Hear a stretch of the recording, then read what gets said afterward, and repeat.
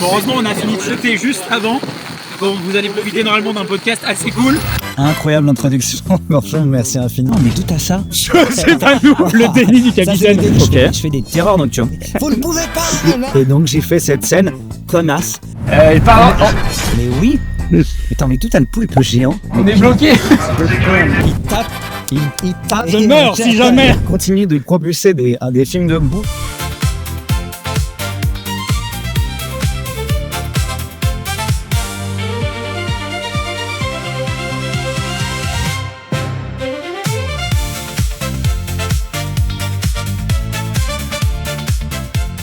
Bienvenue à bord et bonjour Xavier Lacaille.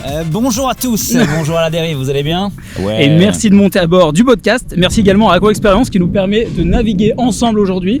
Bon, même si la météo est pour l'instant pas 100% avec nous, on a un petit peu de vent. Mais bon, ça va bien se passer. Et il y a des requins. Donc Attention. On a vu 2 petits requins là, mais ils sont gentils. Trop mignons, trop mignons. Très très mignons. Alors les amis, aujourd'hui, nous embarquons avec quelqu'un qu'on pourrait facilement présenter comme acteur, scénariste, réalisateur ou auteur. Vous l'avez vu dans Parlement, Validé ou plus récemment dans Police Flash 80 et il est actuellement à l'affiche de Giacomo, un film dans lequel il incarne un influenceur aussi fascinant que déroutant.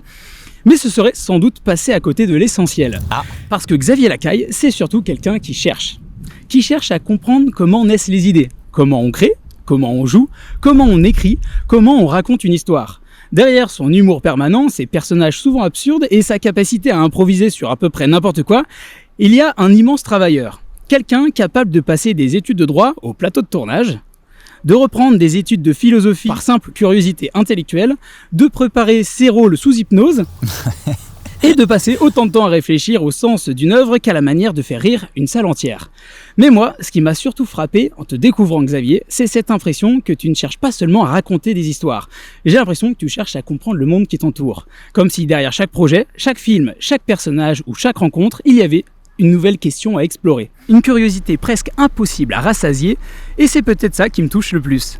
Parce qu'à une époque où beaucoup cherchent à avoir des réponses, tu me donnes plutôt l'impression de quelqu'un qui continue de se poser des questions. Et qui n'a jamais vraiment perdu cette envie de comprendre le monde, les autres, et peut-être un peu plus lui-même. Alors moi, je me demandais, est-ce que le Xavier, à 37 ans, aujourd'hui a trouvé les réponses qu'il se posait quand il avait 20 ans? Waouh, incroyable introduction, franchement merci infiniment, c'est génial, je suis hyper touché par cette intro, c'est très valorisant et j'avoue que je pense pas à tout ça.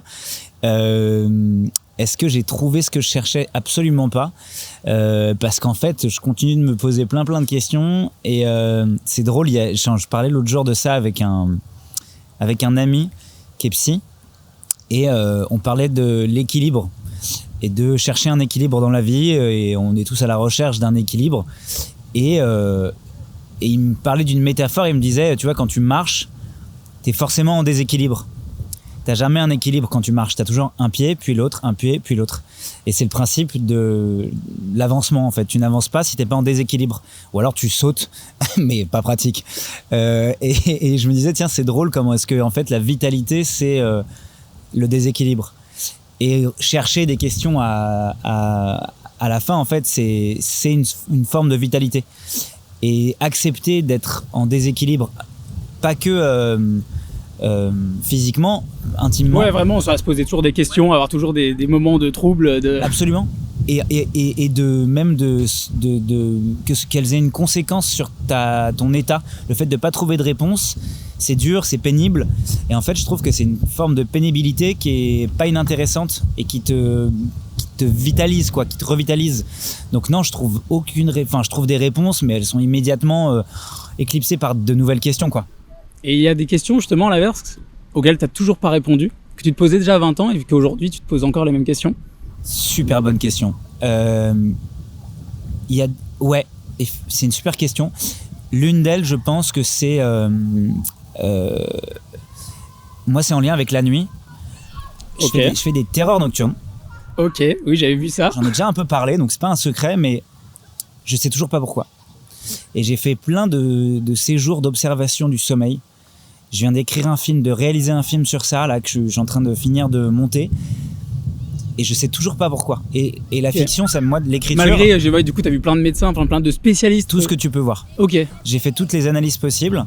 Il y a une dimension qui est physiologique, donc parce que mon cerveau a une incapacité à faire la différence entre un cauchemar et la réalité, parfois dans la nuit.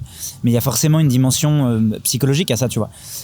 Et je la comprends toujours pas, et je cherche. Et en fait, j'ai écrit un film là où je me suis dit, tiens, la question que je pose dans le film, c'est pourquoi est-ce que le personnage qui est inspiré de moi a fait des terreurs nocturnes. J'ai écrit le film, je l'ai tourné, je l'ai réalisé, je l'ai monté. Je suis sûr pas de réponse. Toujours pas la réponse. Donc je vais devoir refaire un film, refaire une série même de ça. Il va falloir explorer, aller plus loin finalement, se questionner. Ouais, et pour moi, la fiction et l'écriture et l'art plus globalement, c'est ça, c'est comment est-ce que chaque œuvre pose une question, tente ou non d'apporter des réponses, des ébauches de réponses, mais c'est de l'exploration pure, quoi. T'as rencontré des gens qui ont la même problématique que toi là-dessus, sur les terreurs nocturnes? Très peu. J'ai rencontré... en fait, il y a un artiste que j'admire qui s'appelle Michel Gondry, qui a réalisé un film qui s'appelle La Science des rêves, qui est un film qui se rapproche vraiment de cette pathologie des terreurs nocturnes. Dans La Science des rêves, c'est un personnage qui est somnambule et qui fait des choses pendant la nuit, il s'en souvient pas. Moi, ça se rapproche de ça. C'est une forme de somnambulisme et de confusion entre la réalité et le rêve. Donc, je pense que Michel Gondry, s'il nous entend, Michel, je rêverais, moi c'est un artiste que j'admire, je rêverais d'en parler avec lui. Donc, j'imagine que lui fait des terreurs nocturnes, mais c'est relativement rare. Les enfants en font jusqu'à, je sais pas, 1 an, 2 ans, 3 ans parfois, mais adultes, c'est plus rare. Et j'ai fait plein de séjours d'observation du sommeil, mais il y a tellement de pathologies du sommeil. Et en France, en fait, le sommeil, c'est pas quelque chose qui est très exploré en médecine. Ça l'est plus en Amérique du Nord, mais alors que c'est le tiers de notre vie, quoi. Donc non, le sommeil, c'est un endroit de questionnement encore profond pour moi. Très vaste, ouais. Alors, si tu le veux bien, du coup, on va remonter un peu le cours ensemble. Donc, on a parlé justement des questions auxquelles tu as pu répondre. Mais c'était quoi les questions que tu te posais quand tu avais 20 ans alors? Waouh, je sais pas pourquoi, je pense à un bouquin de Saint-Exupéry. Vraiment, c'est ridicule de dire ça. Mais c'est en fait quand j'avais entre mes 18 et 20 ans, j'ai lu beaucoup, alors qu'avant j'avais jamais lu de livres. Vraiment, j'étais très très très inculte. Ouais. J'avais vu très peu de films, quasiment lu aucun livre, mais vraiment j'étais déconnecté de l'art très globalement, quoi. Et j'ai eu une espèce de boulimie de lecture. Et un jour, j'ai lu Vol de nuit, qui est un bouquin de Saint-Exupéry, où c'est vraiment très sensoriel, c'est des paysages, c'est très poétique, c'est très hypnotisant. Et en fait, c'est là que j'ai commencé à écrire un peu de mon côté et à me poser des questions sur ce que je voulais raconter. C'est un auteur qui m'a dit, tu sais, genre, parce que j'avais rien vécu dans ma vie, j'avais rien lu, j'avais rien vécu, j'avais une vie que je considérais profondément inintéressante, très, très quotidienne. Il m'a dit, en fait, essaie de trouver de la poésie dans le quotidien. Essaye de poétiser un peu la réalité. Dans la poésie, en plus, on en trouve beaucoup en plus dans la dramaturgie justement du quotidien, justement la tristesse, la mélancolie. En fait, il y a plein de choses magnifiques à aller chercher dans des petits détails du quotidien. Exactement. Même les plus absurdes soient-ils. Vraiment, c'est vrai qu'il y a toujours une grande dimension à aller chercher derrière, en fait. Et du coup, j'ai commencé à me questionner sur ça, sur les mini. Et j'ai commencé à observer énormément autour de moi. Et à observer les gens, et j'ai commencé à poser beaucoup de questions, à avoir le réflexe de poser des questions aux gens pour essayer sans même noter les réponses, mais juste de comprendre. Je posais des questions tout le temps. D'ailleurs, je faisais des études de journalisme à l'époque, j'adorais ça. Oui, tu as fait des études de droit aussi, c'est ça? Alors, je fais du droit, en fait, j'étais aux États-Unis. C'était quoi ton parcours justement? Je suis parti aux États-Unis, j'ai eu beaucoup de chance de partir là-bas quand j'étais jeune, à faire mes études à la fac de San Francisco, et je faisais beaucoup de matières différentes, donc je faisais... Donc tu c'était à quel âge ça, du coup, tu allais aux 17 États-Unis? 17 ans, ok. Ouais.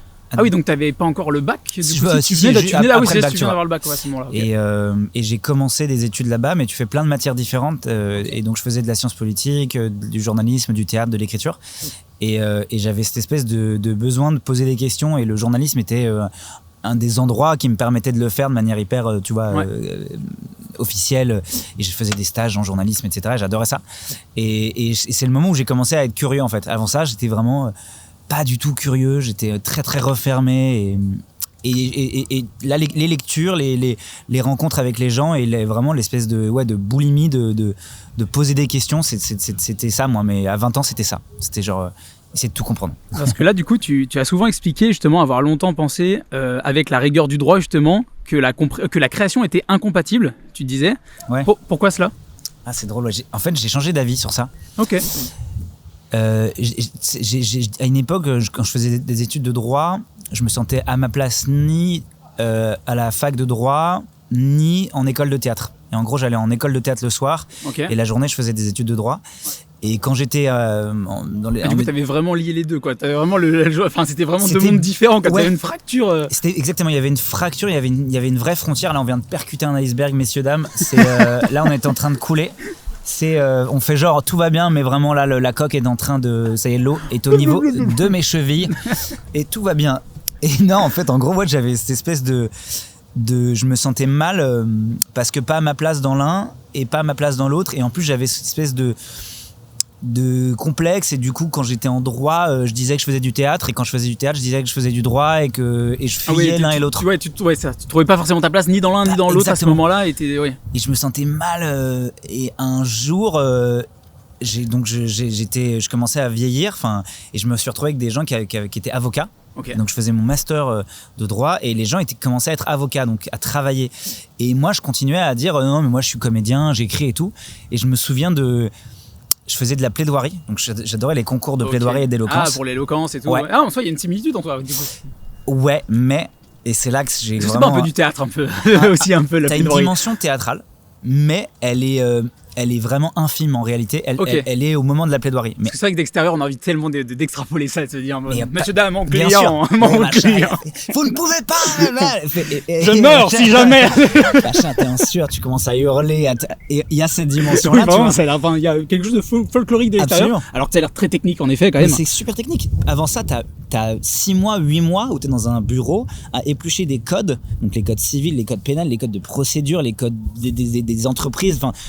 C'est de la pure, c'est du travail vraiment de fond. Et bref, on arrive en finale de plaidoirie avec ma fac, et en fait, on était 3, et moi je me rends compte que je suis une quiche. J'étais pas une quiche, mais genre c'était trop dur la technique. Ce qui m'intéressait, c'était l'espèce de finalité, quoi. Et j'avais beaucoup, et je me suis dit, je pourrais pas passer ma vie en bibliothèque. Ce qui m'intéresse vraiment, c'est cette espèce de dernière ligne droite. Et donc l'incarnation, tu vois, même si j'adore le travail derrière, mais je me suis vraiment, là j'ai pris conscience je pourrais pas faire 6 mois de l'année. Ouais, c'était pas fait pour toi. Ouais, même si c'était passionnant, et j'ai vraiment été passionné par les études de droit, j'ai trouvé ça, et avec le recul, c'est ce qui m'a donné vraiment un grand cadre, en particulier dans l'écriture. C'est un vrai et puis c'est une grille de lecture du monde, quoi. Quand tu te mets à faire des études, que ce soit des études de philosophie, de psychologie, de sociologie, de droit, c'est des matières qui sont tellement qui encadrent tellement la société, que ça te donne une grille de lecture sur tout. Tu vois, je me souviens, moi j'ai un souvenir d'un des premiers cours de droit que j'ai fait, c'est du droit civil, et on étudiait un cas de quelqu'un qui avait un pot de fleurs qui était chez lui, qui est tombé dans la rue, qui est tombé sur quelqu'un. Qui est responsable, quelle est la matière juridique. Ça, c'est vraiment le problème plus quoi, dans quel juridiquement. Mais tu vois, moi j'ai un pot de fleurs chez moi, ça pourrait arriver. Du coup je me suis dit putain, c'est vraiment extrêmement concret là, et plein de cas concrets comme ça que t'étudies en droit, où tu te dis ouais, en fait ça doit être satisfaisant quand même. C'est exceptionnel. C'est une dimension tellement réelle. C'est extraordinaire. C'est vraiment, tu te dis waouh, je commence à comprendre le monde. Et t'as le droit constitutionnel qui est vraiment l'histoire des institutions, et en fait tu te rends compte que l'histoire du monde elle est basée sur l'histoire des institutions. Et moi c'est un truc ça m'a révolutionné la tête, parce qu'avant je bossais pas à l'école, j'étais nul en histoire, et d'un coup en fait en étudiant les changements de république, l'empire, et en fait tu te dis waouh, c'est fou comment en fait c'est la loi, c'est le droit au sens vraiment la règle de droit qui a permis de créer autant de civilisations, quoi. C'est les règles. Et moi, c'est un truc qui me passionnait. Bref, j'ai fait un tunnel sur le droit, excusez-moi. Non, mais c'est super intéressant. Et justement, c'est ça qui est très drôle, c'est que du coup, je vais rebondir là-dessus. C'est que tu dis, du coup, j'ai voulu m'éloigner des bibliothèques. Et j'ai vu une anecdote qui est assez marrante, c'est que tu t'es fait interdire de bibliothèque. Ouais, non, mais alors. C'est quoi cette histoire? Ouais, c'était. Pendant tes études aussi, du coup. Ouais. Et en fait, il y a plusieurs histoires. Est-ce que c'est celle où j'ai mis un film porno dans le. Ouais, c'est ce que j'ai cru voir. Ouais. Putain, voilà. Je suis désolé, la personne peut-être verra cette vidéo.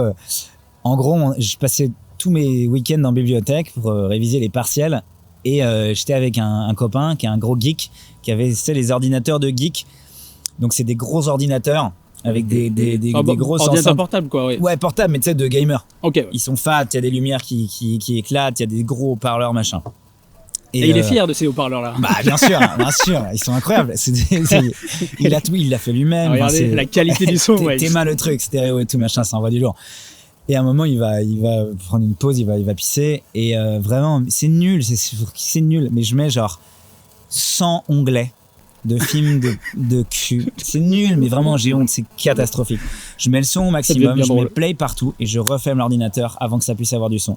Il revient. Et en fait, il ouvre le truc. Et là, c'est genre le son. Non, mais c'est ça qui est fou, c'est que le gars, je sais qu'il a des problèmes pour gérer des situations globalement. Donc, au lieu juste de refermer le clapet de l'ordinateur, de devenir éventuellement tout rouge et de partir. Il essaie de fermer les onglets, mais il y en a 100 des onglets. Donc, ça dure. T'entends le truc de cul machin à fond. On était à la bibliothèque de Beaubourg. Tu sais, il y a 500 personnes qui se lèvent. C'est nul machin. Et il tape. Il tape sur l'ordinateur, donc tout le monde se met à le regarder, qui sait que se détraquer. Il frappe sur le clavier de toutes ses forces. Peut-être que j'exagère, mais il défonce les touches.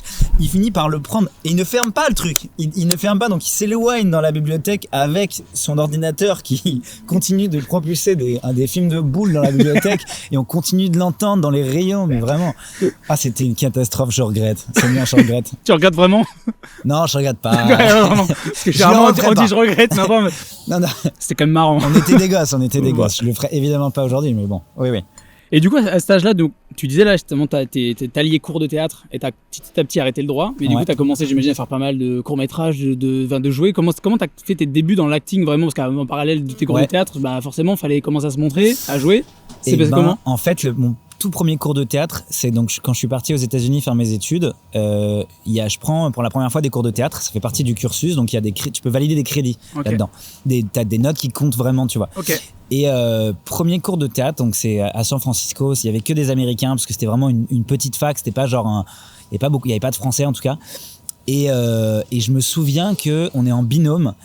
Et je comprends rien à ce qu'on doit faire, mais on doit écrire une one act play, donc une pièce de un acte, très courte. Je suis avec ce mec qui s'appelle Stacy, je m'en souviens encore, espèce de fou furieux. Il dit, on va faire ça, et on commence moi j'ai jamais fait de théâtre de ma vie. Je parle un anglais basique et je comprends un mot sur 4 de ce que me dit le gars. Il était vraiment genre du Colorado et j'ose pas lui dire, gars, je sais pas ce que tu dis, je sais pas, machin. il commence à parler, toi tu vas faire ça, machin. Je dis ouais, ok. Et on arrive sur scène, je sais pas du tout ce qui se passe et ce fou furieux, il met un masque italien, tu sais, les masques trop bizarres, donc de la Renaissance, c'est le truc avec les longs nez, ouais, bien sûr. Commedia dell'arte. Je me dis, attends quoi, on s'est dit qu'on faisait que ça. Donc, je prends un masque. Quel moment c'était dans le plan? Mais je comprends rien à ce qui se passe. Tout le monde se met à rire. Moi, je comprends rien à ce qu'il fait. Et on est dans une espèce de moment d'improvisation où je découvre le théâtre en ne comprenant rien à ce qui se passe. Le mec prend en charge le récit, je sais pas, je parle à peine. C'est très corporel. Et les gens sont marrés. À un moment, je parlais en français, ça les a fait rire. Et c'était mon tout premier truc, j'ai rien compris. Et en fait, on a bossé en binôme avec ce mec. C'était génial pendant tout un semestre. On faisait des trucs et après, j'ai commencé à comprendre. Il avait déjà de l'expérience dans le théâtre, machin. Et en fait, à chaque cours, on venait et on écrivait quelque chose. Et donc, c'est de là que ça a commencé, justement. Et du coup, tu t'es mis à quoi? À postuler sur d'autres trucs? Parce qu'après, j'imagine, tu as essayé d'aller rencontrer des gens que tu connaissais pas. Ouais, en fait, j'ai commencé à faire des courts-métrages donc à la fac. Genre Le Poulpe Géant, par exemple? Le poulpe, oh là là, le poulpe géant, mais d'où t'as ça? Le poulpe géant. Oh là là, wow. Un tournage dans le Var et tout, et t'avais passé un casting, je crois, en plus, devant le Point éphémère, non? Mais oui. Attends, mais d'où t'as le poulpe géant? Mais qu'est-ce que c'est que cette affaire, le poulpe géant? Waouh, ok, alors on est sur un court-métrage où on va tourner exactement dans le Var. En fait, un jeune réal avec qui j'avais fait un clip quand j'avais, je sais pas, 19 ou 20 ans. Et il me propose d'aller, et il m'envoie une photo de là où on va vivre et il y a une piscine. Je dis, bah ouais, gars, je viens, j'ai pas besoin de lire le scénario, on y va. Et on tourne effectivement un scénario trop bizarre sur un poulpe géant. Et on passe une semaine dans un espèce de château dans le Var. Mais comment t'as eu cette info? C'est trop bizarre, le poulpe géant. J'ai des amis qui ont tourné avec toi sur ce projet-là. C'est vrai, mais c'est vieux. T'as joué avec un Jordan, big up à Jordan Aefolos.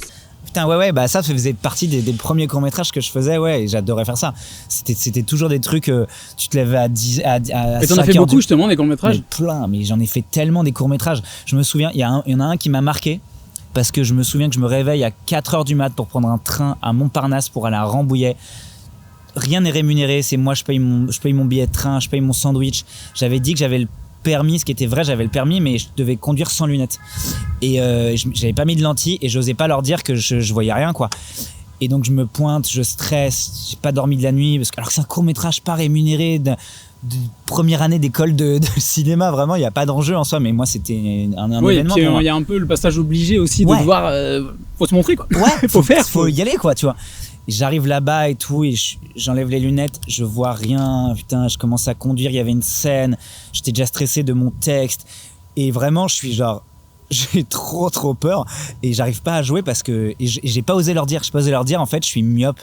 Parce que j'ai passé le casting, ils m'ont dit sans lunettes machin, donc j'ai jamais osé leur dire que je ne voyais rien, et donc j'ai fait cette scène comme as, avec les yeux mais écarquillés comme ça, à pas savoir, j'arrivais pas à regarder la personne. Donc, avec Xavier. Ouais, elle me parlait, j'étais genre il est là, horrible. Et mon jeu est terriblement mauvais dans ce film. En même temps ça a dû te déstabiliser. Horrible. Et vraiment c'était ces moments où en fait je me souviens de ces trucs où je me lève un dimanche à 4h du mat pour prendre un train pour aller à Rambouillet à 6h, payer mon billet, de pas être rémunéré, faire un court-métrage qui sera diffusé nulle part sur la télé du Réal pour une projection devant 5 personnes, et c'était déjà un truc super important pour moi à l'époque quoi. Et justement, c'est à quel moment que tu commences à te rendre compte dans ton début de carrière que de jouer, incarner l'histoire ou raconter l'histoire, justement, ça peut potentiellement devenir ta vie quoi en fait. Et en fait c'est au spectacle de fin d'année d'une école de conservatoire, dans un conservatoire du 15e arrondissement, à l'école du Centre des Arts et de la Seine. Okay. Je salue les gens du Centre des Arts et de la Seine. On les salue. Il y avait des profs incroyables et des élèves incroyables c'était une toute petite école hyper chouette, moi, où à la base j'étais en cours amateur là-bas le soir, et on fait un spectacle de fin d'année, et je joue un monologue de Harold Pinter, un auteur anglo-saxon que j'adore, et c'était une scène super violente, vraiment où je plante quelqu'un, j'ai un couteau, enfin vraiment un truc extrêmement violent, chose que je faisais, j'ai pas une violence particulière, tu vois, je suis pas, et j'avais fait très peu de répétitions parce que j'étais en fac de droit, j'avais beaucoup de partiels, donc j'avais pas pu faire les répètes, j'étais super stressé, ça allait pas, j'étais fatigué, et j'arrive à ce truc là, et j'ai mon meilleur ami qui était là, qui s'appelle Jean-Christophe, qui est venu me voir pour cette pièce, je me souviens, et vraiment je lâche prise, et il y a une violence inouïe qui sort de moi pendant cette scène, et je me sens quelqu'un d'autre, et j'exprime une grande violence durant la scène, donc vraiment dans le cadre de la fiction, qui me fait un bien fou, tu vois, et qui sert le propos de la scène parce que c'est une scène très dure. Je sors quand tu de dis ça. Un bien fou, genre en thérapie, genre en mode ça t'a vraiment soulagé, vraiment. Okay. Tu expulses quelque chose, comme quand tu fais du sport, tout type d'activité peut te permettre de te purger presque. Et ce moment-là où je sors des émotions que je n'aurais jamais sorties dans ma vraie vie, on finit le truc, on va boire un verre après la représentation, et je suis vraiment, je suis très léger. Je me sens très léger, comme si j'avais pu dire des choses, tu vois, avec les mots qui n'étaient pas les miens, les mots de Pinter, un grand auteur. Et je comprends comment est-ce qu'en fait, en jouant des grandes œuvres, tu peux exprimer des choses très intimes, très personnelles, très contemporaines. Et ce pote-là, Jean-Christophe, il me dit gars, je crois que tu as trouvé ta voix. Et ça m'a bouleversé qu'il me dit ça. Il m'a dit, il me l'a dit sincèrement, il dit, t'as trouvé ta voix. C'était un déclic quand il t'a dit ça, tu t'es dit, il a raison. Ouais. Okay. Il m'a dit, faut que tu fasses ça, parce que c'est quelqu'un de très sincère, il me l'aurait jamais dit s'il le pensait pas. Et j'étais encore en fac de droit, je devais être en deuxième année, tu vois. Marque, ouais. J'ai fondu en larmes en rentrant chez moi, je me suis dit, ok, vas-y, je vais continuer alors. Comme quoi, c'est un truc important pour moi quand t'as des gens proches ou pas d'ailleurs, que c'est très important de les soutenir à des moments importants de leur vie, de leur dire tu te trompes pas, je pense qu'il faut que tu te fasses confiance, et d'être juste dans les retours aussi, c'est très important. Tu peux changer la vie d'un ami proche en le soutenant à un moment précis, un moment très précis justement où c'est le petit doute qui en fait Absolument. Le petit oui de plus, le vas-y fonce, on est avec toi, c'est vrai que ça peut tout changer quoi. Absolument, et c'est un truc auquel je pense quand j'y pense tout le temps. Je me dis, ce jour-là, il m'a dit ça, il m'a dit il faut que tu le fasses, c'est fait pour toi. Il m'a juste dit ça, il y a pas eu de, tu vois, c'était pas de bullshit. Bravo mec, t'es incroyable, t'es un acteur de ouf. Non, c'était même pas ça. Le César, c'est dans max 2 ans. C'est sûr mec, mais fais ça tout de suite, là tu vas être repéré. Non, c'était juste très sincère. Ok. Il va y avoir un long parcours, mais c'est génial, justement. Elle a une note très précise, mais c'est souvent ça, souvent des anecdotes, des moments très précis. Transition parfaite, justement, parce que maintenant qu'on sait un peu plus d'où tu viens, j'aimerais comprendre justement ce qui a réellement fait basculer ta trajectoire, justement. Okay. Comment on passe de faire des courts-métrages, de jouer justement, d'être un peu bénévole et à se retrouver à rembouiller justement sur des projets non payés, à arriver du coup à collaborer avec Canal+. Eh ben, alors, quand je reviens des États-Unis, en fait, je vais en Angleterre et je fais une école de théâtre là-bas. Okay. Une école très très dure pour moi, genre vraiment où j'y arrive. C'est quoi l'école C'est une école qui s'appelle Central School of Speech and Drama. Okay. C'est une école du coup qui est déjà dans cette thématique-là justement d'apprendre l'art dramatique. Où vraiment tu fais en Angleterre comme aux États-Unis, mais en particulier en Angleterre, t'as des cours de tout. Tu te mets à faire des cours d'escrime, des cours tu fais du clown, tu fais de la comédia dell'arte, tu fais mais tout, le corps, tu fais du chant, tu fais du théâtre élisabétain, du théâtre shakespearien, et je me souviens que le premier cours qu'on fait là-bas, on doit tous passer une scène sur du théâtre élisabétain, je sais plus. Donc vraiment déjà en anglais c'est dur, alors que j'avais déjà vécu 4 ans à l'étranger aux États-Unis et tout, je suis censé être ok, mais c'est dur, c'est de la langue, c'est comme de jouer c'est encore plus dur que de jouer du Corneille, quoi. Et genre c'est ultra difficile. Et je vois les élèves qui envoient du pâté. Ils arrivent en personnage, ils ont un costume d'époque et genre ils envoient. Je suis au spectacle, vraiment. Et pourtant j'ai déjà fait du théâtre, j'avais joué un peu machin. Je les vois et je suis genre ah ouais, en fait, genre je suis à 1% de ce qu'il faut que je fasse, quoi. Et là je twiste un peu, je me dis ok, en fait quand je vais jouer, je vais le faire à fond. Peu importe si je joue mal, que je suis pas juste, je vais être extrêmement généreux dans le jeu. Et j'ai un petit déclic et j'intègre une troupe de théâtre parce que je passe un casting peu de temps après ça. J'intègre une troupe de théâtre. On va jouer. Toujours en Angleterre. Alors c'était en France, okay. Mais une troupe franco-roumaine. Bizarre. Okay. Donc on va jouer même en Roumanie. Très international dès le début. Hein. Trop bizarre. Mais vraiment, je me souviens, je passe le casting à l'Institut culturel roumain à Paris.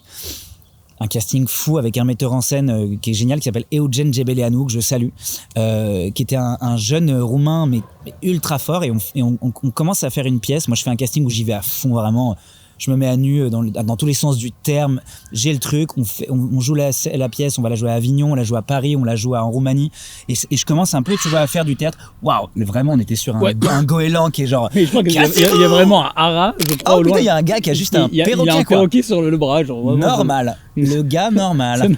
C'est un copain à moi, il s'appelle Albert. Salut Albert. Salut Albert. Wow. Et bref, en fait, je commence à lâcher prise, tu vois. Je commence à me dire, en voyant des gens qui vont à fond, je commence à me dire, il faut être très très très généreux dans le jeu, dans l'écriture. Il faut vraiment faire plaisir aux gens, il faut pas se retenir. Et ça commence à changer, je commence à être plus à l'aise en faisant des castings. Je fais une école de scénario. Et je commence à écrire une série à l'époque sur la chaîne Comédie. Okay. Une sitcom. Parce que j'adore le 26 minutes, j'adore la sitcom, et donc je suis chez Canal+.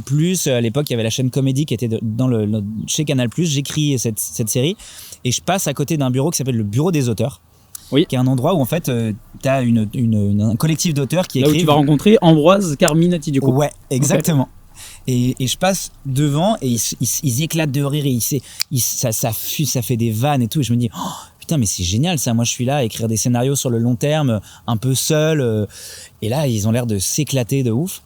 Et en fait ils me proposent un moment de les rejoindre. Ok. Et je rentre dans ce qu'on appelle vraiment un atelier d'écriture, et je découvre l'écriture collective, et en l'occurrence c'était beaucoup de sketchs, beaucoup de vannes, donc vraiment fallait que ça aille vite, et on se rend compte avec Ambroise, qui est mon binôme vraiment de scène, avec qui on travaille encore ensemble et avec qui on s'éclate, et je gagne un peu en confiance, parce que enfin au début c'est dur, parce que quand tu proposes une vanne et que personne rigole, laisse tomber.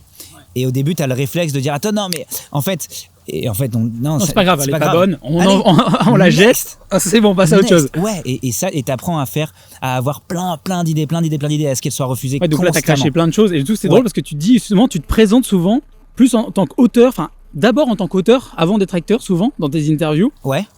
Pourquoi auteur passe avant acteur pour toi? Je pense que parce que c'est moins intermittent. Par principe, l'acteur est un intermittent, et quand tu ne tournes pas, tu ne fais pas ton travail. Donc c'est pour ça que c'est un métier aussi assez difficile. Alors que auteur, je le fais tous les jours. J'écris tous les jours.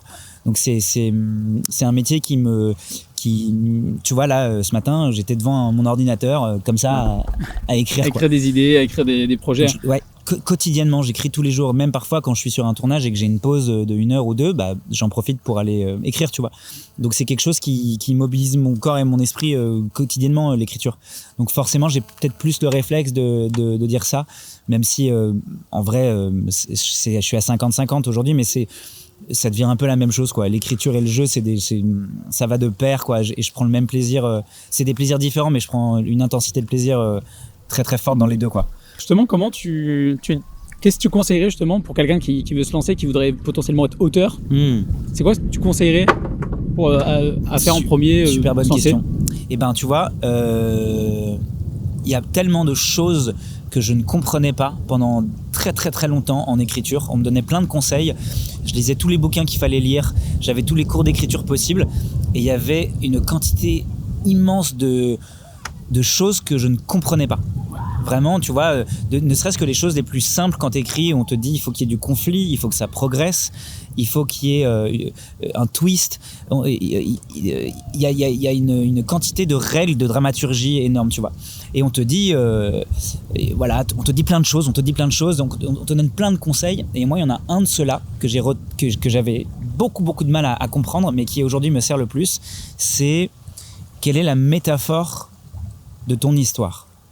C'est quelque chose que tu peux appliquer dans la vie à beaucoup de choses, pas que à l'écriture, pas que à la fiction. Moi, j'aime bien penser de manière métaphorique, créer des images pour mieux comprendre les choses et pour pas être trop frontal. C'est pour ça que j'aime la comédie, et en particulier la comédie qui est pas, tu vois, que dans de la vanne, mais qui crée des situations un peu absurdes et qui, sans t'en rendre compte, commence à te raconter quelque chose. Et il y avait une série américaine que j'adore qui s'appelle... Oh, waouh, ça va exploser. Explosion dans 3. Qu'est-ce que c'est? 2. Je pense. Explosion. Explosion dans 3. Décollage. Pourquoi ça fait ça? C'est pas nous. Si. C'est pas nous. Le déni du capitaine. Ça, c'est le déni total. Ouais, on est pas nous. On est sur le Titanic. C'est pas un iceberg. Non, c'est pas pour nous celui-là. Le capitaine, je vous jure, là, on l'a déjà percuté. Non. C'est pas pour nous. Le déni. C'est pas pour nous. Et là, mais l'eau, elle est vraiment dans 3 niveaux de cale. Je bois la tasse, quoi. Non, mais capitaine, l'eau, elle est là. On n'avait pas d'eau dans le bateau. C'est pas pour nous, je vous promets. Capitaine, on est dans l'eau, là. On nage. Ouais, c'est pas pour nous. Mais du coup, on parlait justement de la métaphore. Et justement, peut-être tu as des livres aussi que tu pourrais recommander, peut-être sur le...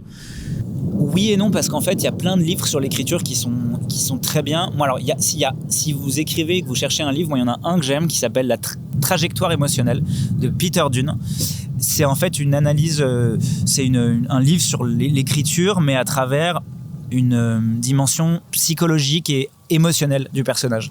Où en fait, chaque règle qu'on peut lire, elle est vraiment en lien avec la trajectoire émotionnelle d'un personnage, qui est ce qu'il y a de plus fondamental dans une œuvre, je pense. Mais moi, les choses qui m'ont le plus aidé, c'est de voir des films et de lire des livres qui m'ont changé un peu. Tu vois, genre L'écume des jours, c'est le premier livre que j'ai lu qui m'a bouleversé, parce qu'il y a que de la métaphore dans ce livre. Quand il parle du nénuphar pour expliquer la maladie, c'est un truc qui, moi, m'a bouleversé profondément, quoi. Et c'est une poésie qui t'aide à mieux comprendre les choses et à les adoucir et à les faire passer de manière très poétique. Et c'est en ça que la poésie, elle peut changer le monde pour moi. La poésie au sens large, pas la poésie, sûr, ouais. Tu vois, écrire des poèmes. Non, bien sûr. La poétisation du monde grâce aux œuvres d'art, c'est ce qui permet de comprendre les choses mieux, de les accepter mieux. Et donc moi, en fait, le conseil que je vous donne, c'est qu'est-ce que vous voulez raconter fondamentalement? Pourquoi tu veux écrire cette histoire? Est-ce que tu as besoin de l'écrire? Si tu n'as pas besoin de l'écrire, c'est que ça ne sert à rien de l'écrire. Et tu ne pourras l'écrire que quand tu ne comprendras pourquoi tu veux écrire cette histoire, ce que tu as besoin de comprendre dans cette histoire, et comment tu vas le traduire de manière généreuse pour les autres en images. Parce que, tu vois, typiquement, j'ai relevé aussi qu'il y a souvent un souci de beaucoup de créatifs, c'est d'avoir plein d'idées, de les mettre un peu, des fois, d'essayer de qui ont beaucoup de mal, généralement, à les concrétiser. et il y a beaucoup le problème de procrastination. Toi, c'est marrant parce que tu as l'air d'avoir une partie de lâcher prise et en même temps quelqu'un de très travailleur bosseur et justement peut-être des restes du droit. Comment toi tu fais cohabiter les deux et qu'est-ce qui pour toi est l'ingrédient qui te permet de débloquer ce truc-là pour que les choses se fassent, pour que le projet voit le jour et aller jusqu'au bout? Est-ce qu'il y a un truc que tu mets en place qui t'aide à faire aboutir tes projets? Alors, moi je suis très très impatient, ce qui est autant une qualité qu'un défaut. Ça peut être un défaut parfois dans mon quotidien, mais c'est aussi une force parce que mon impatience, je la traduis pas par des reproches autour de moi. C'est pas par, tu vois, une énergie de c'est je me gère seul mon impatience et je bouge en essayant vraiment je cherche toujours toutes les solutions possibles et je suis constamment en mouvement. Ça marche pas toujours, mais au moins ça m'apaise sur le côté je fais tout pour que ça puisse se faire. Donc moi j'ai une espèce de boulimie et d'impatience. Ensuite, franchement, le contraste entre la rigueur et l'instinct, moi j'essaie de passer de l'un à l'autre on parle de la page blanche parfois, tu sais, genre t'es là, t'arrives pas. C'est un peu le fameux déséquilibre dont on parlait tout à l'heure aussi, un peu d'être en mode ok. Mais ça existe pas vraiment la page blanche. La page blanche en fait elle existe, mais c'est pas un problème. C'est très bien d'être dans des moments où parce que l'écriture, c'est un mec qui s'appelle Paul Schrader qui est le scénariste de Taxi Driver qui dit l'écriture c'est très oral. L'oralité dans l'écriture elle est fondamentale. Ton scénario tu ne fais pas que l'écrire, tu le racontes. Et donc en fait de parler de ce que tu dis, même si tu n'arrives pas à écrire, juste de raconter un peu là où tu en es dans l'histoire, ça fait nourrir de nouvelles idées, ça te fait prendre conscience de plein de choses. Et en fait, fais des recherches. Quand tu ne sais pas quoi écrire, c'est parce que tu ne sais pas quoi écrire. Donc c'est le moment de faire des recherches, c'est le moment de lire des choses, c'est le moment de voir des films, c'est le moment de parler à des gens, c'est le moment de stimuler ton corps, de stimuler ton âme, de plein de choses en fait. Et c'est pas la page blanche, elle est blanche ponctuellement, donc accepte qu'elle soit ponctuellement blanche. Fais quelque chose et reviens-y. C'est bien qu'elle soit blanche pendant un moment, sinon c'est une écriture automatique et pourquoi pas aussi, mais juste tu peux pas écrire constamment. Ça sert à rien, c'est absurde. Donc accepte la page blanche. C'est normal aussi d'avoir des mauvaises idées. Et elles sont bonnes les mauvaises idées. Les meilleures idées que tu puisses avoir, c'est les mauvaises, parce qu'en fait c'est celles qui vont débloquer les bonnes. Et tu peux pas avoir de bonnes idées. Il y a pas la bonne idée. Et puis surtout que la bonne idée, on se dit pas direct que c'est une bonne idée. Non, bien sûr. Et ça c'est une leçon, c'est que là je viens de finir le montage d'un film et franchement il y a des choses auxquelles je croyais pas. Je les vois, je me dis, et parfois tu sais t'as la flemme, tu te dis ça va être trop dur de travailler sur cette scène. On est tellement loin du but, on est tellement loin de ce que je voulais initialement. Ce que tu imaginais, ce que tu avais projeté, et en fait quand tu perds pas le nord, et c'est bien d'être accompagné par des gens et qui te disent attends, au début tu te souviens que tu voulais vraiment raconter ça, ok ça marche pas encore mais viens on essaye quand même de le faire. Et il n'y a rien de plus satisfaisant que d'avoir réussi à travailler la scène in fine comme tu la voyais au tout début. Quand tu es en écriture, en tournage, en montage, en étalonnage, en mixage, tu arrives à tes fins et tu arrives à vraiment raconter ce que tu voulais raconter, alors que vraiment, à chaque étape, ça ne marchait pas. Et comment est-ce que, en fait, vraiment, et c'est là que tu vois que c'est un artisanat sur le très long terme et très multiple, qui dépend d'énormément de postes dans le cinéma et en post-production, là, en l'occurrence, qui vont vraiment... Là, je sors du mixage, par exemple. J'ai un mixeur qui est extraordinaire.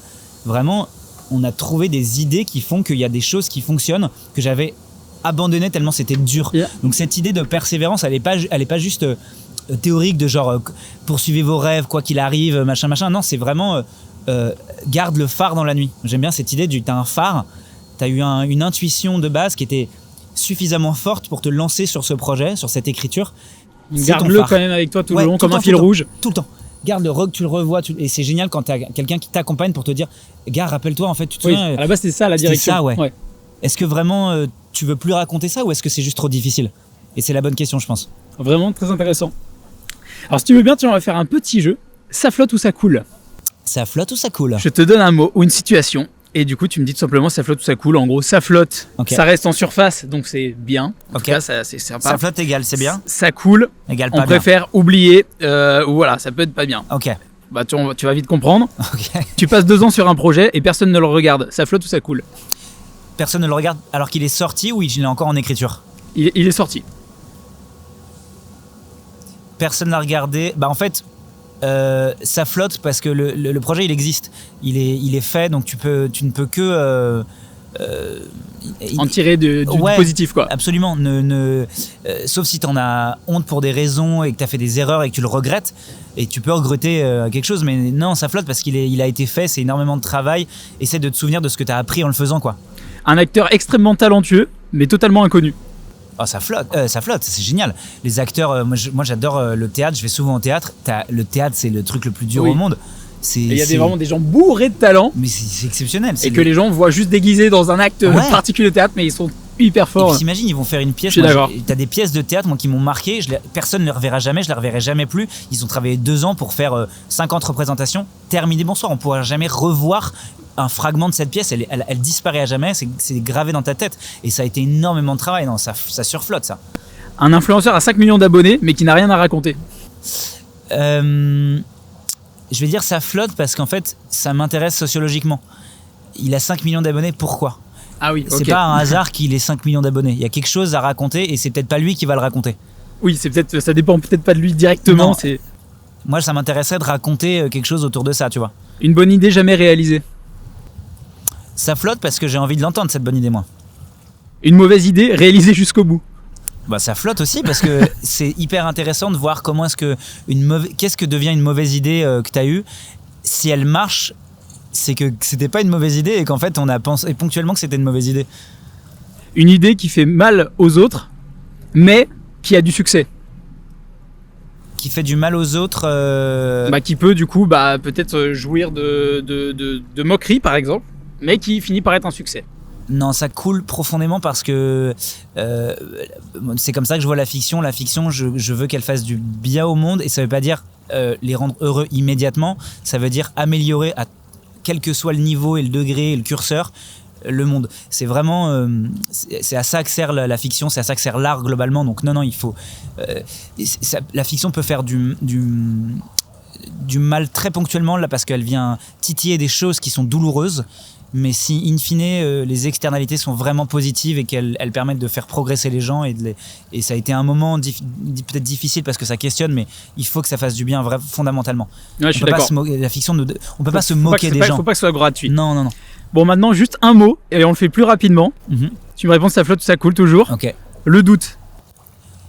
Ça flotte. L'ambition. Ça flotte. L'échec. Ça flotte. Le succès. Ça flotte. Le cinéma français. Ça flotte. TikTok. Ça flotte. Les Césars. Ça flotte. La jalousie. Ça coule. Les critiques. Ça flotte. Les réseaux sociaux. Ça flotte. Le contrôle. Ça flotte. Être borné. Ça coule. Vieillir. Ça flotte. L'amour. Ça flotte. Le poulpe géant. Le poulpe, le poulpe en soi, il est dans les deux, quoi. Il flotte et il coule, quoi. Il a les deux qualités. Le droit. Ça flotte. Et la promo de film. Ça flotte. Ça flotte. C'est dur, actuellement, en tout cas, ça flotte aussi. Ça flotte. On est encore, ça va, on n'est pas en train de mourir là. Non, ça flotte. Bon, alors on va pouvoir du coup continuer cette conversation, mais j'ai une petite question. Est-ce que t'as déjà piloté un bateau ? Oui, des petits bateaux comme ça, oui. Trop bien. Ouais. Ça va être le moment de piloter le bateau. Let's go. On est en live. Franchement, le temps, on a quand même de la chance finalement. On a vraiment du bol. Bon, depuis le début de la conversation, on parle beaucoup de personnes, de ce que tu écris, ce que tu joues, ce que tu imagines. Et justement, ton dernier projet, il tourne autour d'un personnage qui occupe une place de plus en plus importante dans notre société, les influenceurs. Absolument. Ouais. Comment c'est né Giacomo ? Alors Giacomo, c'est né d'un projet entre potes. On était avec 3 copains, Baptiste Drapeau, Jean-Christophe Brianchon et Mauricio Carrasco, que je salue. Salut les gars, qui sont vraiment mes amis les plus proches. Et on cherche un film à faire. Okay. Et on commence à écrire un film qui se passe sur une croisière dans lequel il y a un personnage d'influenceur. Okay. On part sur une croisière. Vraiment, on fait une horrible, les horribles paquebots où tu as 6000 personnes pendant une semaine où tu fais des villes entre l'Espagne et l'Italie. C'est dans quoi qu'il y a un film comme ça ? C'est le Palme d'Or sans filtre qu'il y avait... Ouais, du coup, on n'est pas allé au bout de l'idée. Ah, c'est dommage, vous auriez pu apparemment ça. C'est dommage. C'est dommage, écoute, voilà. Ça a coulé, du coup. Ça coule vénère, ça. Non, mais du coup, en fait, on est quand même parti faire cette croisière parce qu'on écrivait ce film. Et en fait, pendant cette croisière, on crée le personnage de Giacomo, l'influenceur. Ouais. Donc moi, je commence à me faire une coupe au bol. Ah oui, déjà dans le perso dès le début. Direct. On commence, Baptiste, le réalisateur du film, il me dit, OK, vas-y, on fait un truc un peu graphique. Donc je vais chez le coiffeur du bateau. Je me souviens, je montre à la coiffeuse la photo de Jacouille la fripouille. Ok. Elle éclate de rire. Dans une seconde, et puis elle se tourne vers ses collègues et dit non, je peux, c'est impossible, je vais pas vous faire ça, je suis désolé monsieur, après vous allez porter plainte et tout. Je dis, je vous jure, je veux cette photo-là, je veux cette peu-coup-là, s'il vous plaît. Donc j'ai une coupe et là on commence pendant toute la semaine, alors qu'on était dans un endroit qui nous déprimait, on commence à s'éclater. On crée le compte Instagram de Giacomo, on poste des trucs, on fait du contenu pendant la croisière, on commence à s'éclater. Le soir, on retourne la boîte, moi je suis un personnage d'influenceur et donc tout le monde sur la croisière commence à connaître Giacomo, ça devient un vrai délire. Et tout le monde me croise, je suis habillé en Giacomo, ouais Giacomo machin, et je fais des photos avec tous les gens dans le bateau. Et le personnage commence à devenir un vrai truc. Et on se dit putain c'est fou, même sur Instagram les gens nous disent mais attendez les gars, il y a un vrai délire, il faut en faire un truc. On revient de la croisière, on était dans un état d'euphorie en se disant putain c'était fou et on commence à penser à faire vraiment un film sur ce personnage-là. On prend une caméra. On trouve une productrice, Margot Marciano, qui est ma productrice avec laquelle je fais beaucoup de projets, qui croit en nous, Quad, et ils disent allez les gars, on y va. Elle nous met en confiance. On va tourner pendant une journée. On prend une caméra, je me mets en personnage et on va improviser.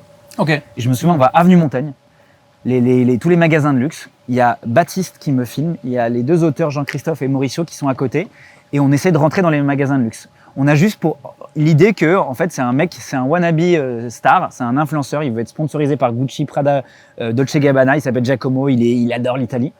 Et en fait, on se fait recal, je me fais recal direct parce que je suis là à dire oui, voilà, je veux une collab, machin. On se fait recaler de ouf, c'est hyper humiliant, et c'est hyper touchant. Et le personnage, on avait foutu un sac Gucci dans une poubelle.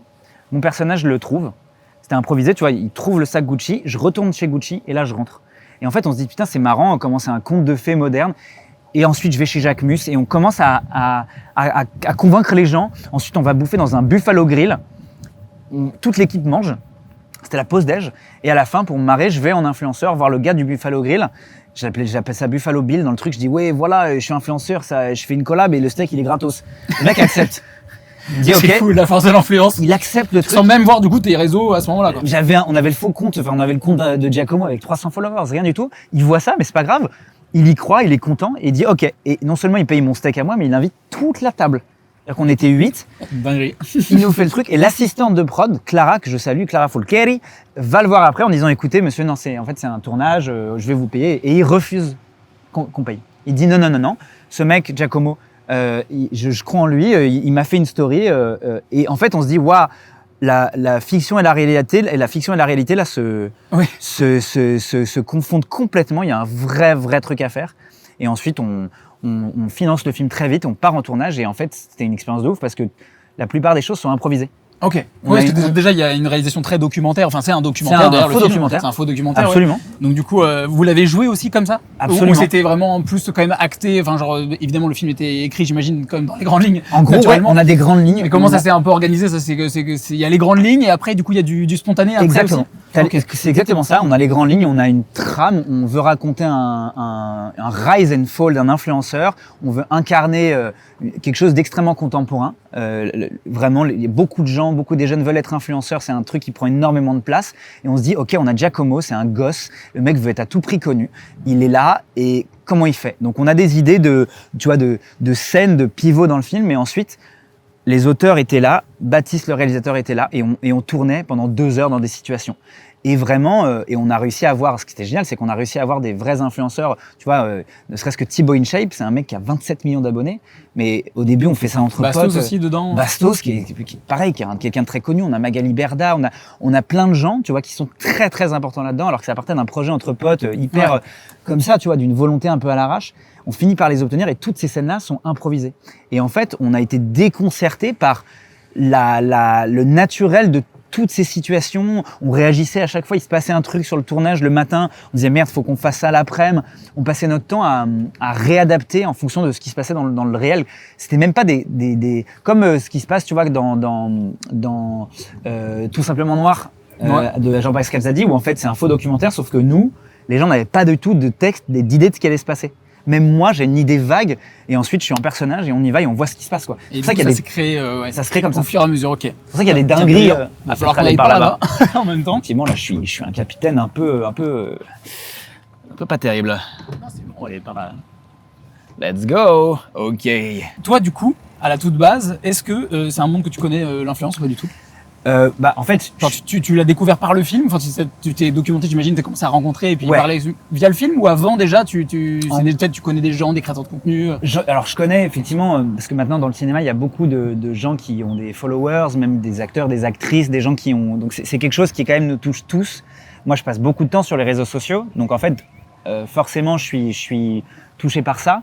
Et quand on a l'idée, et moi j'adore écrire un film, aller dans un univers que je connais pas très bien et que je vais explorer vraiment de fond en comble. Ouais. En particulier quand c'est des univers importants au sens de ça touche Ça touche beaucoup de gens. Bah, surtout aujourd'hui, voilà, avec les créateurs de contenu, il y en a, C'est fou. pléthore. On en parle tout le temps, ça a une puissance énorme. Moi, je peux pas ne pas être intéressé par ces choses-là. C'est évidemment intéressant, tu vois. Donc, on commence à écrire le film. On travaille avec donc Bastos, qui est un vrai influenceur, qu'on contacte pour qu'il nous raconte un peu de l'intérieur. C'est un consultant, tu vois. Comme quand j'avais écrit la série Validée, la saison 1 à l'époque, Ouais. on travaillait avec des gens avec Fred Mussa qui présente Skyrock. Bien sûr, ouais. Et pas que, avec Olivier Cachin qui travaille dans le rap. Moi, j'ai toujours des consultants. Là, j'ai créé une série qui se passe dans le monde du travail. J'ai une psychologue du travail que je contacte régulièrement. Je vais en entreprise. C'est ultra Un important peu les pour moi. dessous et puis qui donne aussi du Ouais. vrai, quoi, du terrain. Du réel. J'ai besoin de Justement, réel. la question que je me posais, c'est est-ce que Giacomo, vous avez fait exprès de tirer le trait très loin, ou est-ce que justement il y a un influenceur ou des influenceurs comme ça qui existent? Alors ouais, il y en a qui existent. En vrai, comme partout, t'as des choses où t'as pas besoin de chercher trop pour trouver quelqu'un, mais vraiment même plusieurs personnes qui sont haut en couleur, Ouais. qui ont des caractéristiques qui sont très fortes et sur lesquelles tu as envie de t'accrocher pour créer quelque chose. Ensuite, moi, dans la comédie, forcément, tu tires les traits. Ouais. T'es obligé en comédie de tirer les traits. Moi, les comédies que j'aime, c'est des comédies très franches qui te font éclater de rire. Et donc, j'ai besoin d'aller, on en parlait tout à l'heure, de pousser les curseurs. Moi, j'ai besoin dans le jeu d'être très généreux et d'aller à fond. Donc, il y a des vrais influenceurs que j'ai observés beaucoup. J'ai fait des contractions entre plusieurs influenceurs pour créer le personnage de Giacomo. Et je l'ai travaillé aussi à Et une partir séance d'hypnose aussi, non? Ouais. Il y a eu plusieurs séances d'hypnose. Moi, j'adore travailler. Ouais, je suis pas un cinglé, attention. Qu'est-ce que c'est que cette séance d'hypnose là? C'est très simple en fait. Donc, j'ai une pipe à crack. Je mets du crack dans ma pipe à crack et Voilà, je me rétame la gueule. j'adore tous les matins. Tous les matins, je prends de la kétamine, etc.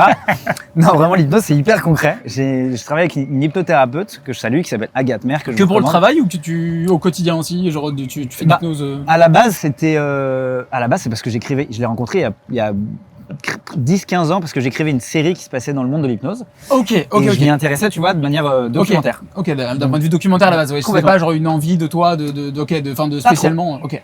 Mais J'étais plus professionnel d'abord et t'as Absolument. découvert Ok. J'ai découvert l'utilité de cette thérapie-là dans ma vie. Puis ensuite, je l'ai utilisée dans le monde du travail, Ok. pour préparer un rendez-vous important, ou en l'occurrence pour préparer un rôle, tu vois. Et alors là, Giacomo.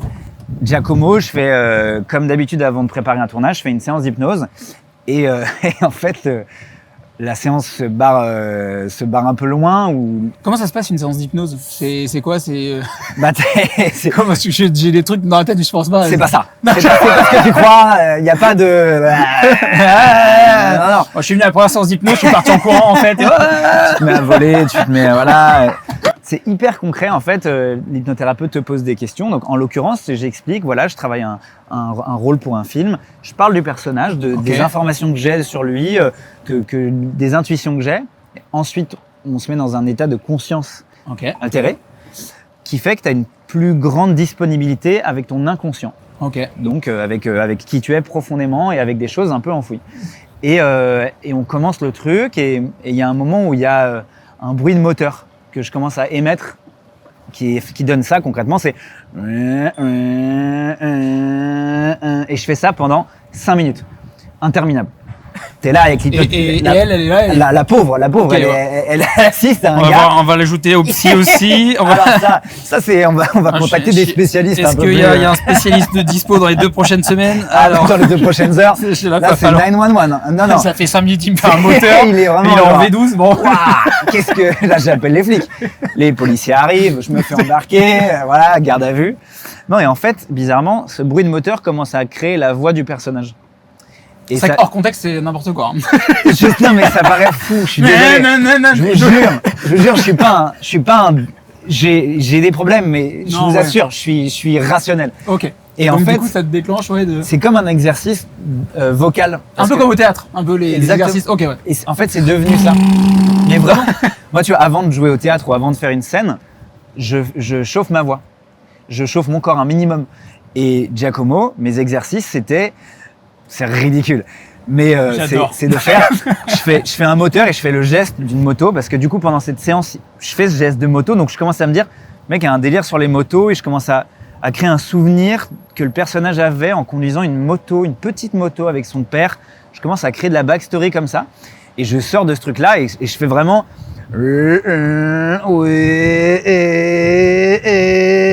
et ensuite la voix commence à naître oui mes gardis oui voilà oui et je commence à affiner le ton de la voix. Et en fait, c'est con, mais quand tu chauffes ta voix... Calibré sur le moteur, quoi.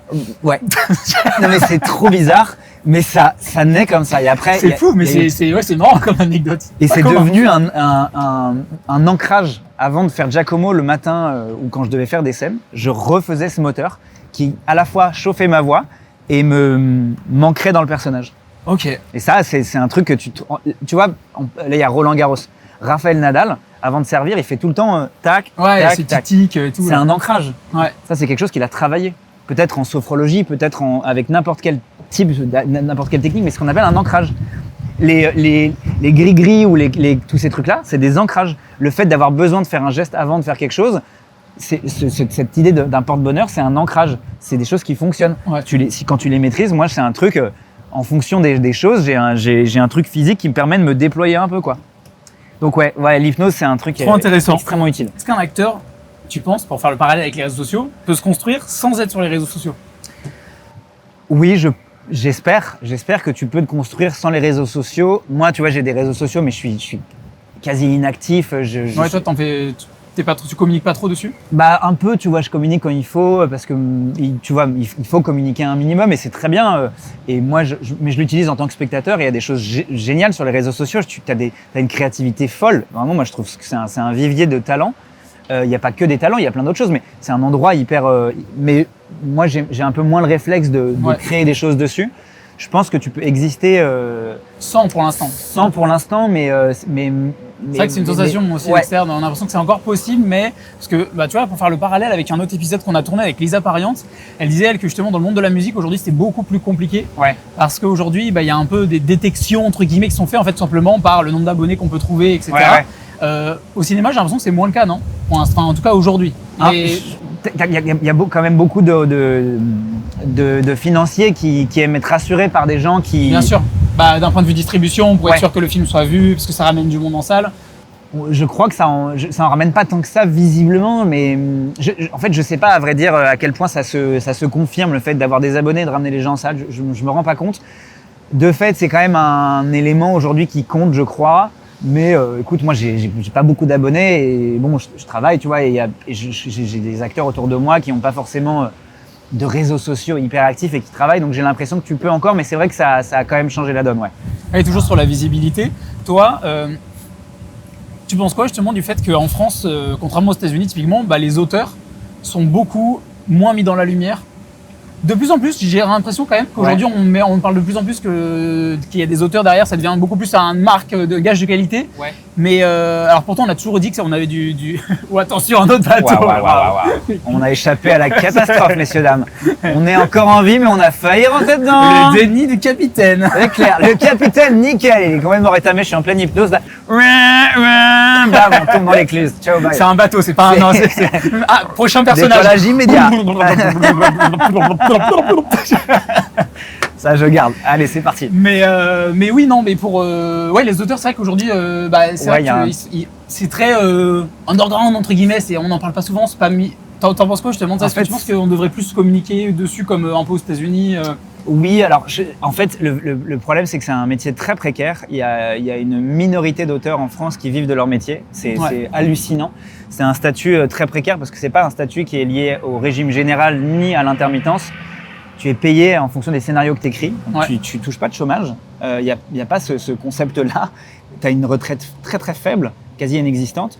Et paradoxalement, les projets sont financés grâce au scénario. C'est-à-dire qu'en fait, un film qui sort au cinéma, il sort parce qu'au début, il y a eu Et à la distribution aussi, quand même. Enfin, il faut aussi. Non, bien sûr, à la distribution, mais la distribution, elle est convaincue par un scénario. C'est-à-dire qu'un acteur, moi, je suis pas convaincu juste par une idée théorique. On me envoie un scénario. Si j'aime le scénario, je dis oui. Moi, quand j'écris un scénario, je l'envoie à un acteur ou une actrice. Il dit oui, et ensuite on va financer. Mais j'ai convaincu quelqu'un quand même sur un texte. Ce texte, c'est la première étape. Oui, c'est la première étape pour aller convaincre les comédiens de venir dedans. Absolument. Dans Giacomo, d'aller convaincre un Bastos, d'aller convaincre un Thibaut Inchep, de dire ok, voilà, c'est la trame principale. Absolument. On va sur ça. Exactement. Et paradoxalement, c'est le métier. Faut qu'on reste pas loin parce que ça va se lever bientôt, donc faut qu'on reste dans le coin et on va un peu en stationnaire. Désolé. Et non, effectivement, c'est un métier qui, au-delà d'une reconnaissance du grand public, c'est surtout une reconnaissance dans le milieu qui est importante. Il y a quelque chose de très précaire. Il y a cette reconnaissance-là quand même dans le milieu? Oui et non, parce que... Alors, je vais pousser un petit coup de gueule, mais le cinéma et l'audiovisuel plus généralement s'appuie beaucoup sur les stars et sur les acteurs et les actrices. Oui, la fameuse liste A qui revient souvent. Il y a eu des tribunes dernièrement justement où on décrit toujours les mêmes visages. Alors c'est génial parce ça tourne, mais en même temps, c'est vrai que c'est souvent ces personnes-là qui permettent de déclencher les financements en fait. Ce qui s'entend parfaitement, c'est un marché. Ouais, c'est un modèle économique en fait qui est. Absolument. Et ce qui est génial, c'est quand ces acteurs, actrices, comme ils ont du pouvoir, et il y en a vraiment qui sont très très attachés à l'écriture, peuvent donner du pouvoir aux auteurs parce qu'il y a toujours des rapports de force quand tu écris et il y a beaucoup d'auteurs qui en fait voient leurs écrits défigurés. Il faut faire plein de compromis, il faut travailler en collectif, il faut des contre-pouvoirs, etc., etc. Mais souvent des auteurs se retrouvent un peu dépossédés des choses et donc c'est pas tant une reconnaissance, mais on a un syndicat d'auteurs, c'est un sujet qui est très très vaste et qui est assez complexe parce que le statut de l'auteur, même les auteurs sont pas tous d'accord pour dire il faut qu'on ait un statut comme l'intermittence parce qu'en fait c'est compliqué. Donc en fait tout est un peu subjectif. En tout cas moi j'essaye le plus possible de profiter de ma notoriété, de ma modeste notoriété d'acteur pour essayer de rappeler qu'il y a des scénarios, il y a des textes écrits par des gens incroyables qui ont des choses formidables à raconter et que c'est très important de soutenir l'écriture. J'essaye d'en parler, tu vois, dès que je suis interviewé sur un film que j'ai pas forcément écrit, de rappeler qu'il y a eu pendant 1 an des gens qui ont passé leur vie à écrire ce scénario-là. Et peut-être que ça se trouve, le film ne sort même pas en plus, quoi. Bien sûr, bien sûr. Alors, il y en a énormément en plus. 9 projets sur 10 ne se font pas. Même moi, à mon endroit, genre vraiment, il y a plein de scénarios que j'écris, de projets que j'ai, mais qui se feront jamais. Et tu essayes. Mais c'est un vrai travail sur le très très très long terme, l'écriture. Il faut être très persévérant. Oui, ça a l'air d'être vraiment c'est une tannée. Un long fleuve pas tranquille. Absolument, absolument. D'ailleurs, je travaille... je ne sais pas si c'est top secret d'ailleurs. Sur une adaptation... Ah, c'est peut-être secret, faut pas que je le dise, peut-être. Dans le doute? Non, non mais c'est vrai que c'est top secret, ça peut être embêtant. Parce que comme il n'y en a que 9 sur 10, il faudrait pas réunir ses chances à néant dès le début. C'est drôle que tu dises cette phrase en tout cas. Il y a quelque chose peut-être qui se passe. Il y a quelque chose peut-être, voilà. Bon, avant d'entrer à Bon Port, j'aimerais aussi qu'on parle du seul personnage finalement que tu ne pourras jamais quitter. Ouais. Est-ce qu'il y a encore un rêve qui te fait peur aujourd'hui? Ah, waouh. Ce qui me fait peur, en fait, j'ai très peur du conflit. J'ai peur le conflit me fait très très mal. Mais plus tu avances dans ta carrière, plus tu es forcément face à des obstacles et même plus quand tu as du succès, nécessairement tu peux déplaire. Et moi, j'ai un besoin d'être aimé un peu nul, maladif. Tu vois, maladif en tout cas, c'est une forme de névrose que beaucoup de gens ont. Mais moi, depuis que je suis jeune, j'ai je manque de confiance en moi. Et le fait de ne pas être aimé me fait vachement mal. Et plus tu es exposé, plus tu es mal aimé par des gens, forcément. Et les réseaux sociaux, tu vois là, par exemple, avec le film Giacomo, je vois des commentaires qui me font super mal. Alors que c'est... Donc le personnage, il y a de quoi dire. Non, mais bien sûr, tu vois. Ou même, hier soir, j'étais dans une émission que j'adore, et il y a toujours des gens, pour ce qu'on appelle les haters, qui vont dire des choses, et moi, ça me fait super mal. Okay. Encore aujourd'hui. Et ça me fait mal, les rapports de force me coûtent. Okay. Mais je suis obligé aujourd'hui, pour défendre des projets, défendre des choses, d'être dans des rapports de force. Et c'est un truc qui me fait mal, mais je le fais.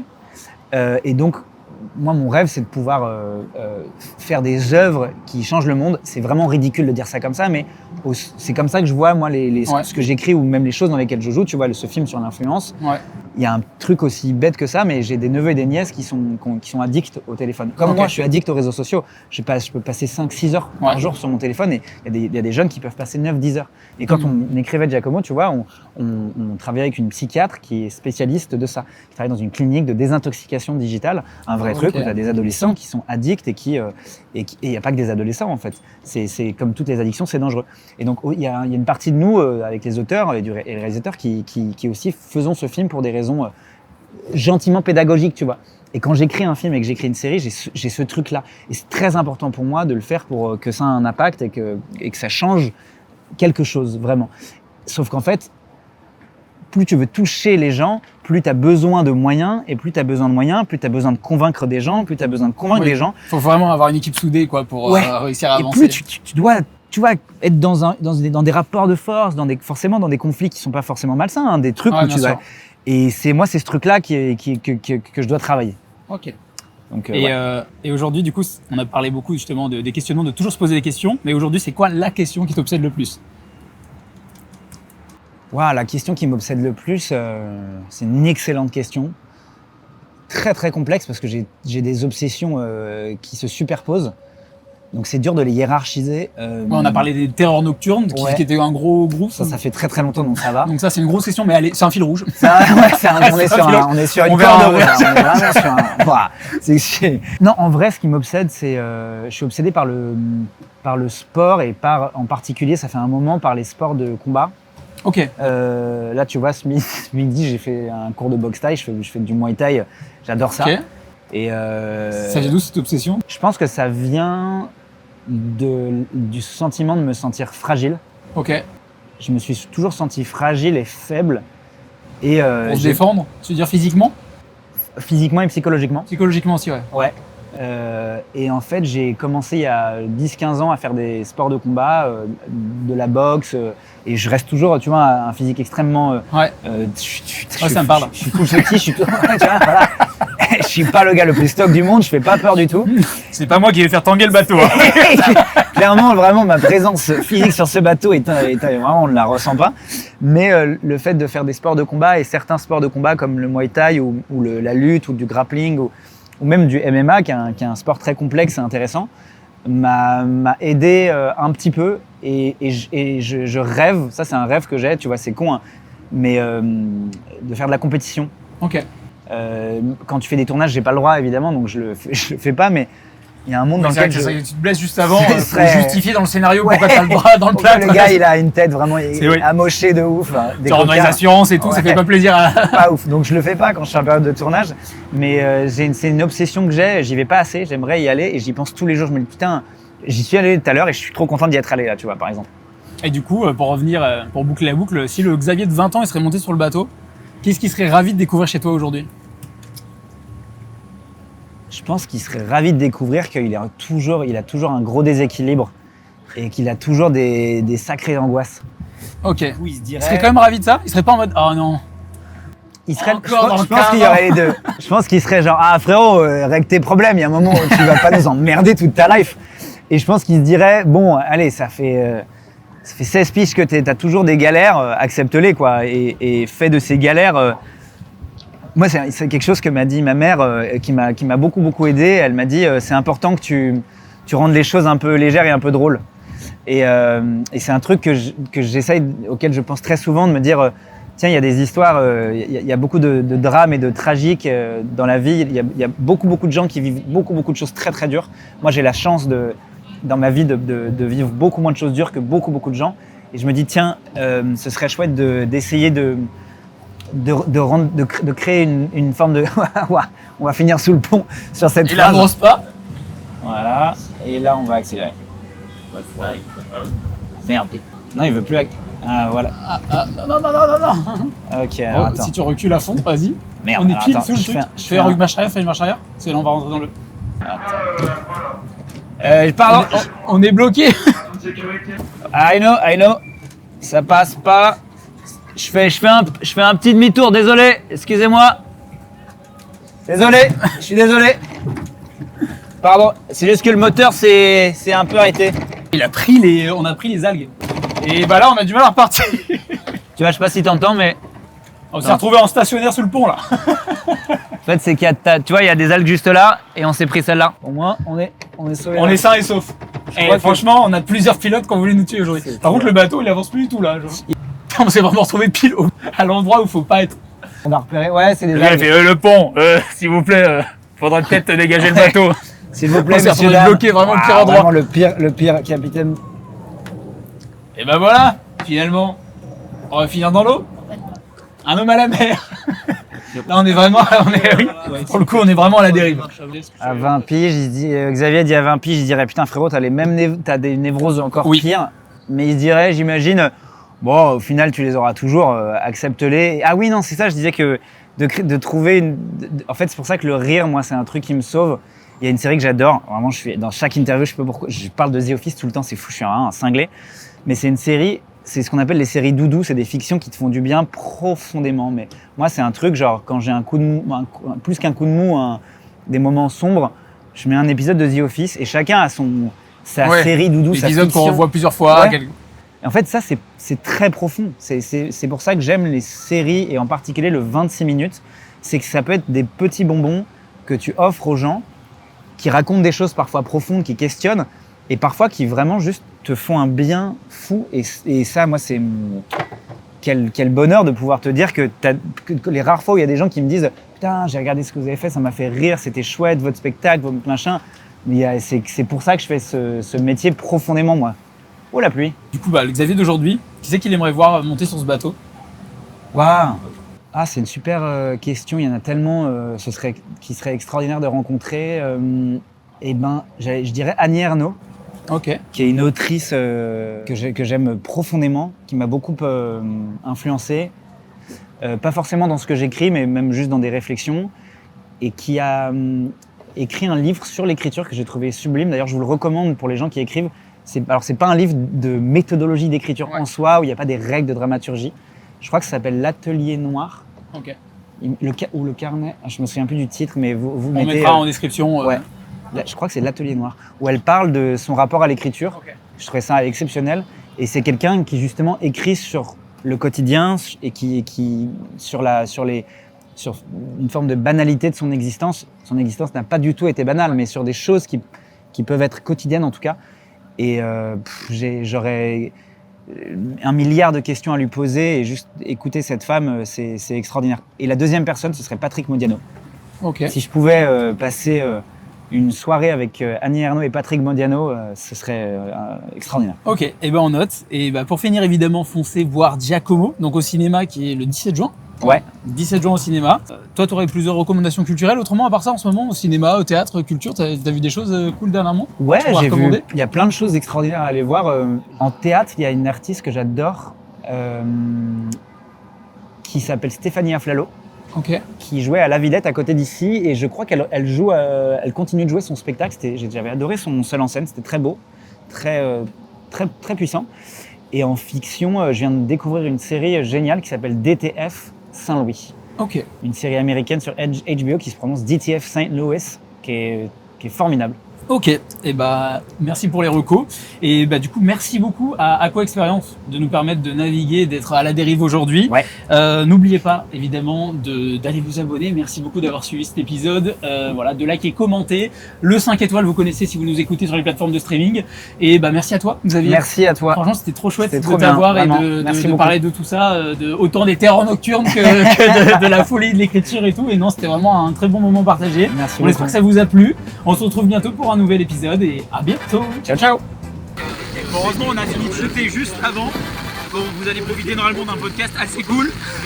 Mais là, heureusement, là, c'est plus torrentiel pour la fin. Il y a des gouttes sur l'écran et tout. Vraiment, c'est ok, c'est ok. Là, on est parti en mode. Nickel.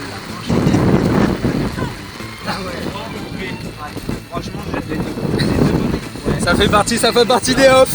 Et Xavier continue le podcast. Comme si de rien n'était. Hop là, dans la tempête, calme. C'est l'invité qui fait la manœuvre quoi. Ouais, Je sais c'est ça vraiment. l'invité qui se démerde. On est impeccable, c'est ok, on est impeccable. Putain, mais ce créneau de maître. Ah oui, bah là, la photo de fin, on va la faire à l'abri là-bas, tu sais. Hein.